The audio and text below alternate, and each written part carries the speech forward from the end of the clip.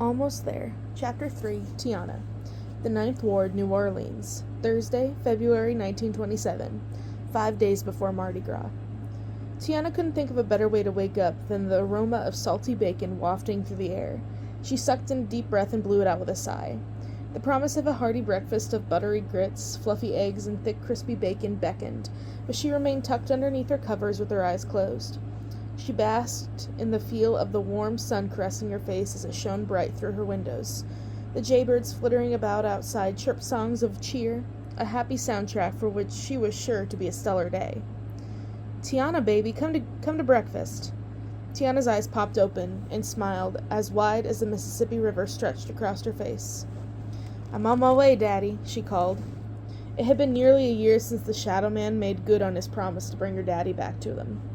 The sound of that deep baritone echoing through the house never failed to send grateful chills skittering along her skin. She sat up in bed and threw a well-worn quilt off her legs, stretching her hands high above her head. Tiana rocked her neck back and forth, working out the kinks. Maybe she should put new pillows on her shopping list the next time she and Mama visited Crust Department Store. Or maybe not. These pillows had served her just fine for years. She had bigger plans in store for the profit she made from the humble restaurant she and her daddy had opened 3 months ago. Every cent she earned went back into her savings. Eventually she would earn enough money to buy a larger building to house the grand restaurant she had always dreamed of opening. Not that she wasn't grateful for the supper club. It was a proper stepping stone, and it really was a feat that she and her father had been able to get that cozy little spot and open up so quickly. But Tiana and her sights on something bigger, and no one was getting in her way this time.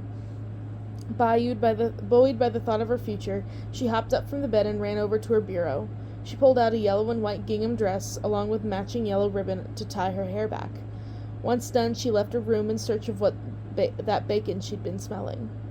"Well, look who decided to make an appearance. Good morning," her mother said from where she sat behind a worn wooden table, working her hand crank on her Singer sewing machine. "Good morning, Mama." Tiana walked up behind her and clamped her hands on her mother's shoulders. She leaned forward and planted a loud kiss on her cheek. "Is there any breakfast left? Please tell me there is." Eudora nodded toward the stove, where a plate covered with tinfoil sat next to the dented copper tea kettle that had taken up permanent residence on the stove, now that her daddy's big gumbo pot was at the restaurant. Tiana walked over to it, lifted the tinfoil, and snatched a strip of bacon. "Where's Daddy?" she asked. "Out in the garden." "Oh, shoot, I almost forgot," Tiana said. She grabbed another piece of bacon, then covered the plate back up. "Aren't you going to sit and eat?" her mother asked. "I can't. I promised Daddy I would help pick some peppers and tomatoes for tonight. I'm working on a new recipe for my jambalaya, and I want to give it a test run before we open for supper." She looked at her mother with a raised brow. "You willing to play guinea pig later today?" "Don't I always?" Eudora answered with a laugh. "Promise me you'll eat something more substantial soon, Tiana. You're too skinny." "I promise," Tiana called as she lifted a black cloche from her hat rack near the door and secured it over her hair, sighing a little. The promises she made these days were so blissfully uncomplicated. It sort of made her wonder when the other shoe would drop. Standing up straighter, Tiana walked outside, automatically shielding her eyes from the unforgiving sun. She dropped a hand when she realized it wasn't necessary. The sun still shone, but it was muted by a murky haze that hung in the air. It was peculiar, to say the least. So close to the river, it wasn't all that strange to see mist roll off the Mississippi early in the morning. But the fog typically lifted after a couple of hours. She looked up at the sky, wondering if maybe a storm was coming. Tiana snatched up one of the wicker baskets next to Daddy's rocker, then descended the back porch steps and made her way to the small garden behind the house. She paused for a moment, then as she came upon him, his large frame bent over a row of black soil. Her heart expanded within her chest as the mixture of gratitude, wonderment, and profound love merged together, threatening to overwhelm her.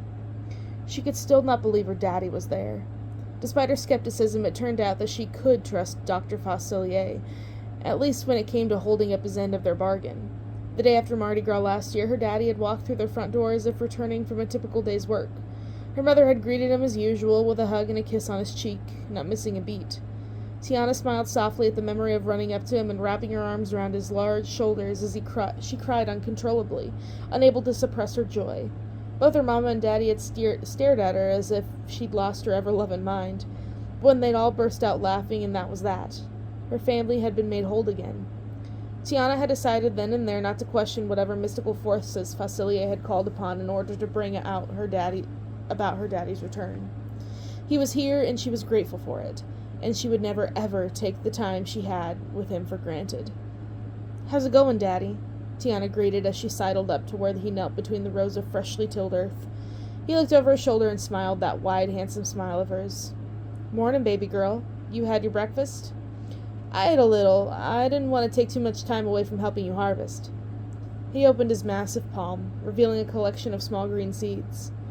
"I decided to get these limas in the ground.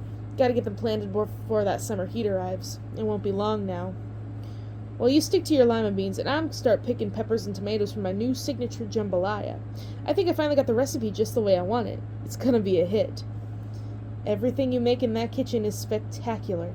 But Tiana, you know you don't have to spend so much of your time there. Have some fun. Join your friends for a night out once in a while. You planning on attending any Mardi Gras parties?" Tiana did her best to hide her exasperation. She couldn't understand why her parents were so determined to see her flouncing about the city with her friends, as if she could afford to waste time on such frivolity. If the previous year had taught her anything, it was that you never knew when things might change. Better to focus on the things you could control, and the people you love the most. "I don't have time for parties and Mardi Gras balls, Daddy. I have a restaurant to run, and besides, we have to get ready for our own festivities." He looked over his shoulder again. "You remember what the J stands for in T&J Supper Club, don't you? You're not the only one responsible for everything." "I know." They were bona fide business partners, just as she'd always imagined. "But what kind of coworker would I be if I skipped out on my duties to go frolicking around New Orleans?" She clamped her hand on his shoulder and gave it a squeeze. "This restaurant is our dream, which means we both have an obligation to it." Her daddy patted her hand. His calloused fingers were a testament to a life deepened by long hours of hard work. "I can handle things on my own every now and then, baby girl, especially if it gives you the chance to paint the town red with your friends. Promise me you'll think about it." "I'll think about it," Tiana said smoothly. "But now I need to pick some tomatoes." She balanced the basket on her hip as she strolled along the row of evenly spaced tomato vines. As she mulled over which looked ripest, her mind wandered to a place she seldom allowed to go to these days. A place where she was the kind of girl who attended parties and balls and soirees with her friends. Not that she'd ever been to that much of a party girl. The last party she attended had been her best friend Charlotte Leboeuf's Mardi Gras ball the year before, and even then she'd been there to serve up some of her famous beignets to the guests. The ball where she'd met Naveen. "Don't." Tiana chastised her errant imagination. She knew better than to even think about him. She'd spent the better part of a year doing her best to avoid Naveen altogether. Unfortunately, that had become more difficult lately. He had taken to joining Charlotte down at the supper club, which meant Tiana now spent even more of her time hiding away in the kitchen, too afraid to go out onto the dining area to chat with her guests in case she ran into him. You just have to come up with more creative ways to avoid him. She released a mournful sigh. She'd known giving up Naveen would be the most difficult part of the deal she'd made with the Shadow Man.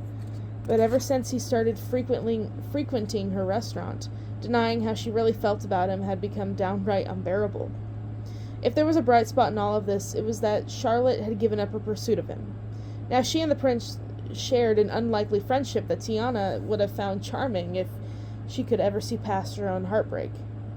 She swallowed past the knot of emotion clogging her throat. This was for Naveen's own good. For the sake of his very life, she could gradually come to terms with the fact that they would never be together. Hopefully.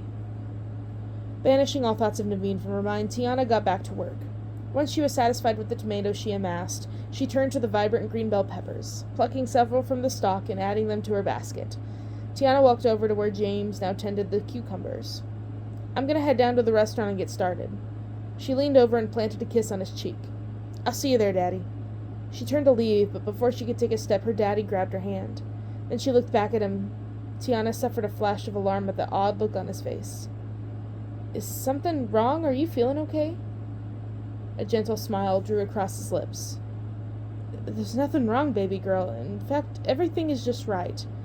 I wanted to tell you how proud I am of you and what you've done with the supper club." You made my dream come true, Tiana. A cluster of gratefulness, affection, and unabashed joy blossomed within Tiana's chest. She set the basket on the ground and threw herself into her father's arms. Thank you, Daddy. It's my dream, too, and there is no one else I'd rather share it with. She held on to him for several more minutes before finally finding the strength to pull away. All right now, Tiana said. We can't spend all day blubbering along. You're right, James said. You get to that restaurant and cook up that pot of jambalaya. I'll be along as soon as I got cleaned up. Tiana picked up her vegetable basket and began to hurry out of the garden, then turned around and threw herself into her daddy's arms again. What was that for? James asked. I'm just so happy you're here.